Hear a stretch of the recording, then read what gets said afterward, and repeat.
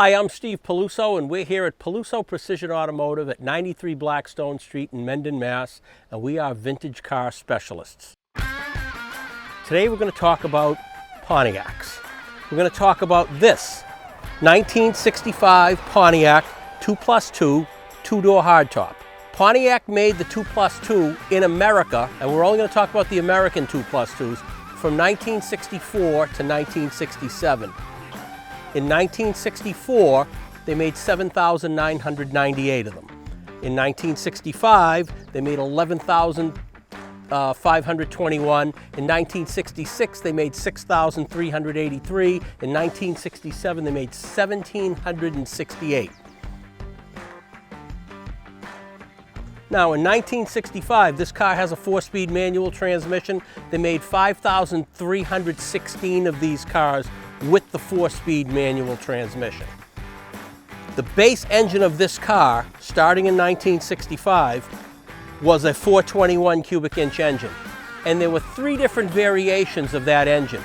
There was the 338 horse 4-barrel, and then there were 2 different tri-power engines. Now, tri-power means 3 2-barrel carburetors. There was the 356 horse, and there was the 376 horse HO, which means high output. This car was born as a 338 horse 4-barrel car, but before I got it, someone converted it to high output. Let me show you what that means.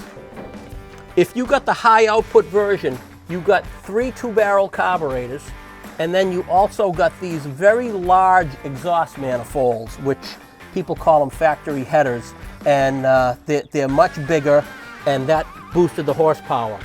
Now, most of these cars, the horsepower wasn't really set in stone because the factory would only allow for a certain amount. So a lot of the times they lied. These cars would actually put out more horsepower than they were given credit for because GM didn't want a lot of horsepower.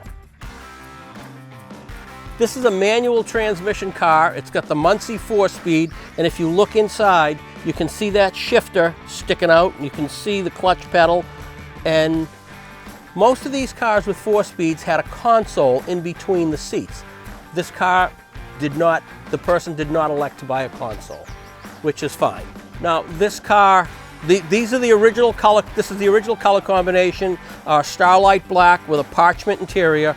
Now, this car has something that did not come from the factory with, but it's these Hurst wheels. And these are original Hurst wheels, and they're very expensive. They were on the car when I bought it, and I think they look really good. And if you bought Hurst wheels, you got this Hurst emblem to put on the trunk lid. A lot of people think that just meant the Hurst shifter, but no. That came with the Hurst wheels. Okay, this has not much as far as optional equipment in one of these. You could get all kinds of different levels of things.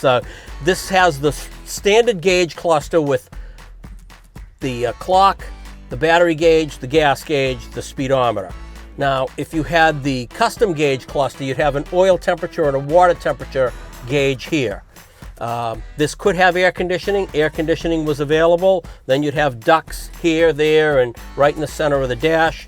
This car came with an AM radio and a rear speaker. I've converted it to an FM. I bought an FM radio and put it in.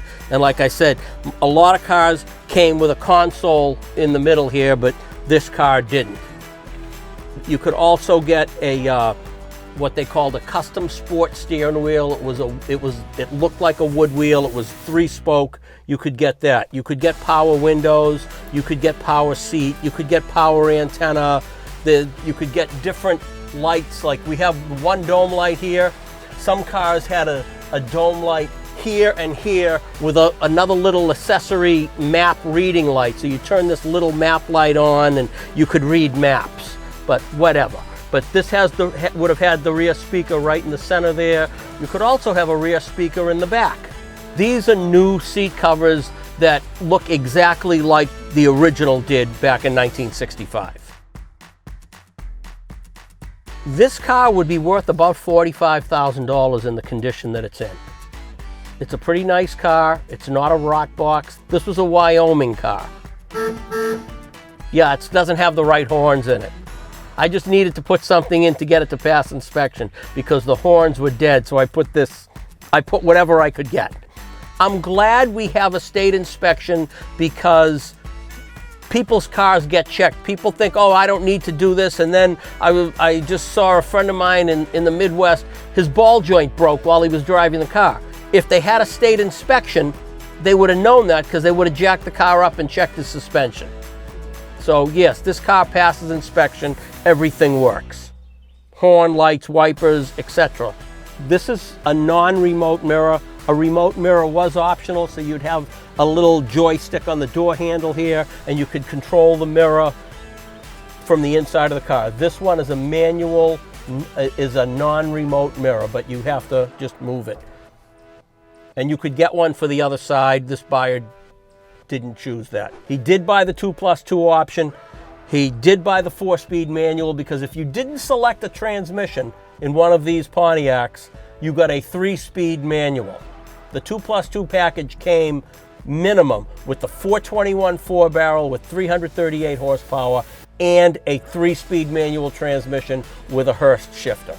They bought the 4-speed. It's a very nice car. It shows very well. It's not a perfect car because I don't own perfect cars. Perfect cars are not fun. Presentable drivers is a good thing.